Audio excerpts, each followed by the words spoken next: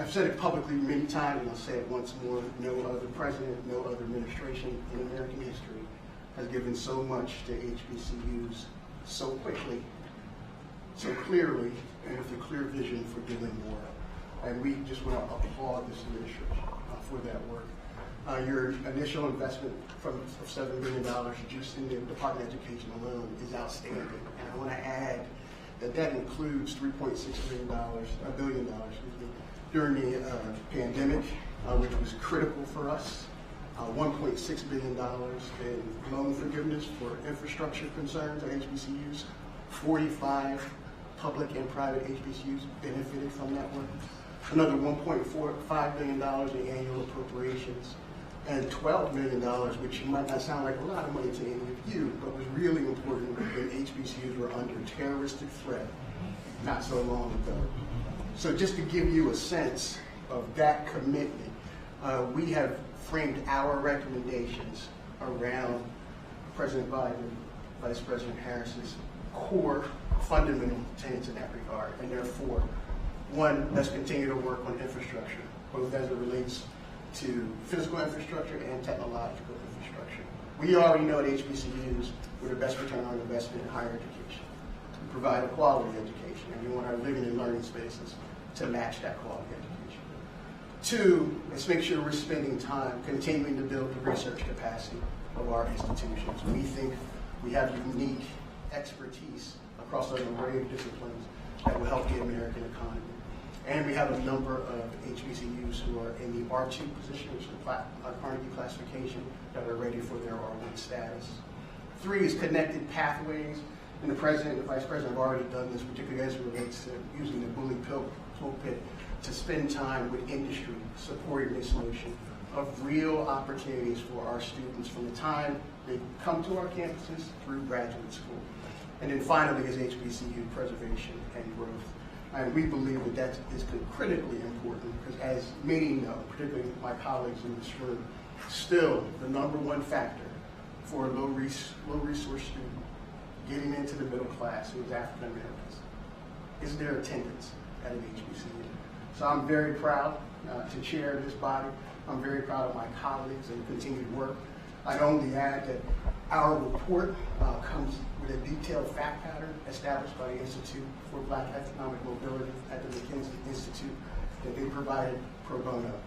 So we believe our work is real, sound, and will really help set the trajectory for our institutions. With that, I am proud to introduce and turn it over to my dear friend, President of the United States.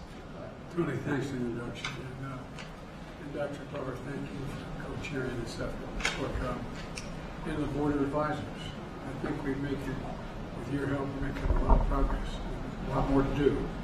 But you know, we just finished a meeting about the critical role HBCUs play and the private discussion we had in here and what they can do to continue this legacy of excellence and growth. You know, it's not just about, you know, hourly wages. It's about being able to accumulate wealth, being able to focus on more than just what you're going to put on the table tonight. And we've done a good job on that, but there's a lot more to do. And HBCUs produce 40% of all black engineers in America, 50% of all black lawyers, 70% of all black doctors and dentists, and 80% of all black judges. And the HBCUs are engineers of economic mobility because helping increase the black middle class. I know if everybody talks on focus too much on the middle class, if the middle class does well, everybody does well. The poor have a road up and the wealthy still do well. They got to start paying their taxes. And that's why it's critical to invest in these universities. Folks have the audacity to say, I cut funding for, I heard something on the internet. I cut funding for HBCUs. That's the furthest thing from the truth, but then again, a lot on the internet.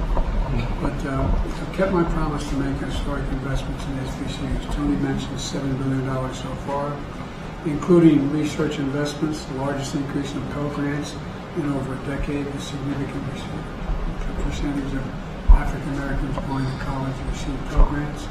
Student debt repayment plan is a total lifetime payment per dollar borrowed for black students and families is cut in half, and established a board to do even more. We just had a good discussion around ensuring HBCUs continue to be strong financially and affordable for students.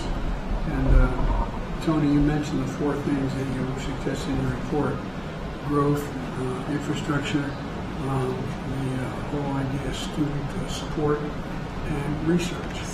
And I was reminiscing that when I was a senator and then a vice president, I realized we had the ability as vice president, the president had the ability to assign government programs that were funded to build a new aircraft carrier. Who puts on the deck? Well, we're supposed to pick Americans and American material and American personnel. And I remember going down to an HBCU in Northeastern Virginia, and they had the capacity to do anything anyone else did except one thing: they had no laboratories. They had no laboratories. And so the infrastructure of the school is not just housing, not just the classrooms in which you meet in, it's the laboratories to be able to take advantage of the opportunities to compete for the contracts that are being put out by the federal government that generate, and with artificial intelligence around the corner and not around the corner, back right now, we have to increase that even more. And with regard to the making sure that we engage in making sure that you have student support, well, that's why we increased Pell Grant so significantly. And we're going to continue to do that, and that's why we're focusing so much on infrastructure and research. And so the point is that in the meantime, I want to say a word about those in Congress who are willing to shut down the government. I know you all want to stick exactly to the subject. You don't want to ask me any questions about anything else. I know that. But, excuse me, I'm having trouble hearing me. I know anyway. In the meantime, I want to say a word about those in Congress who are willing to shut down the government. Just a few months ago, the Speaker of the House and I agreed to spending levels for the government. We were up right to the very edge, almost reneged on our debt, and that we're going to fund essential priorities and still cut the deficit by $1 trillion over the next decade. Now, a small group of extreme House Republicans, they don't want to live up to that deal, and everyone in America could be faced with paying the price for that. We changed it. We made a deal. We shook hands. We said, this is what we're going to do. And now they're reneging on the deal, which is not much of a surprise these days. And the black community in particular is going to suffer if that occurs. For example, shutdown is going to risk nutrition assistance to nearly 7 million moms and children. It's going to disproportionately affect black families. The Department of Housing and Urban Development will have to stop nearly all its enforcement work fighting housing discrimination. EPA would have to stop its important work bringing environmental justice in frontline and fence-line communities, because most of the inspections and hazardous waste sites and chemical facilities would come to a halt. Historic work we're doing to increase the share of federal contract dollars going to small disadvantaged businesses would be disrupted. Funding the government is one of the most basic fundamental responsibilities of Congress, and if Republicans in the House don't start doing the job, we should stop electing them. Now, there's a lot more to say, but let me turn it over to Kamga. Well, I want to, as the President has said, welcome and thank each of you for your service. Chair Dr. Allen, Co-Chair Dr. Glover, and the Advisory Board. I am proudly the first Vice President of the United States who was an HBCU graduate, and so...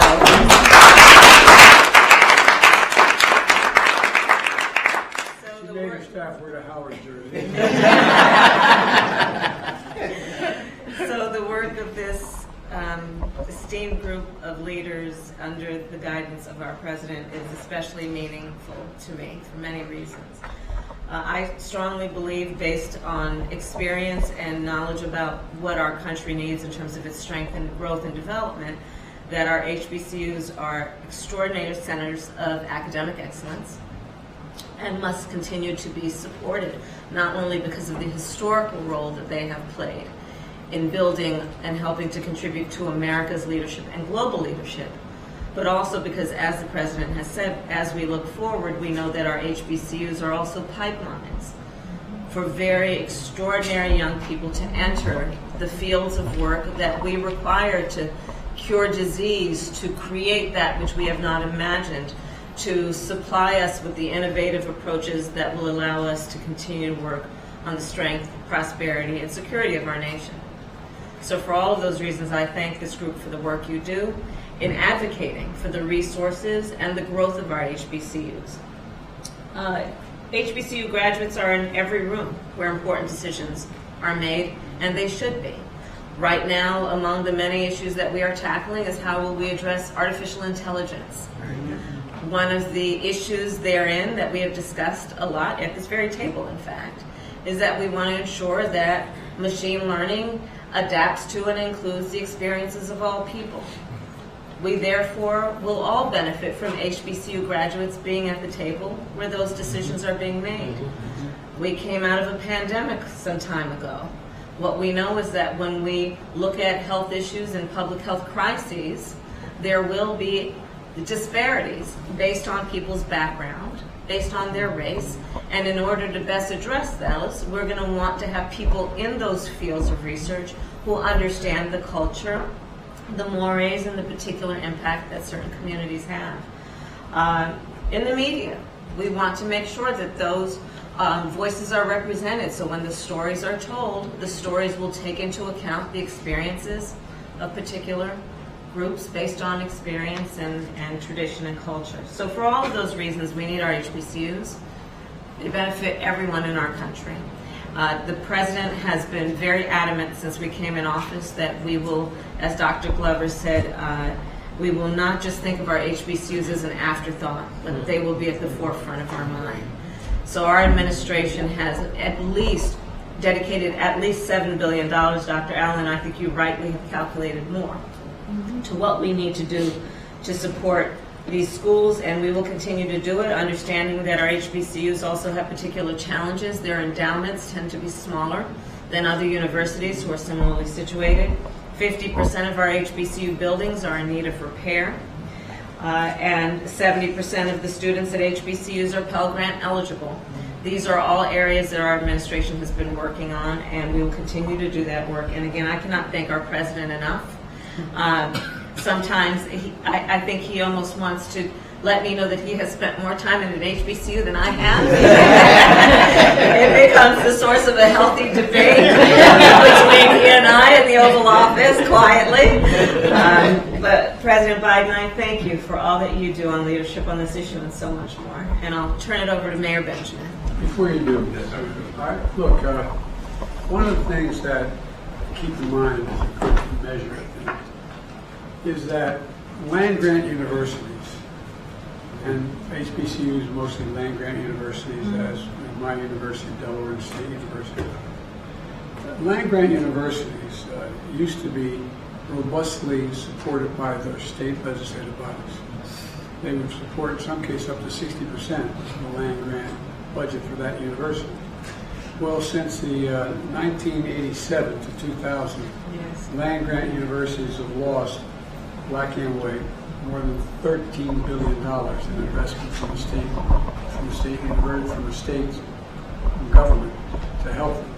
And that has exacerbated the problem for particularly black land-grant universities, HBCUs. And I think it's important that we understand that, you know, the one thing and I know you're tired of hearing me say this about all my initiatives on the economy as well, is that if land-grant universities and, for example, HBCUs are doing extremely well, they're producing students that are going to make us wealthier, make us smarter, make us more compatible. It helps everybody. Everybody does better in the whole United States when the potential of HBCUs is realized. Everybody. And so I make no apologies for the kind of effort we're expending on HBCUs, and I did spend probably more time on campus, but I didn't do nearly as well. land grant university I went to at Delaware for. Harvard University. But we're all kidding aside, it really makes a lot of difference. I'll turn it back to you, Steve. Thank you so much, Mr. President, Vice President, our chairs, this amazing body for your leadership. We're going to wrap it up right now and set the first exit. Thank you. Mr. President, do you support UAW demands? Let's go. Thank you so much. Let's go. Thank you. UAW demands. UAW demands, Mr. President. Thank you. Do you support the UAW demands? One at a time. Mr. President, do you support the UAW demands?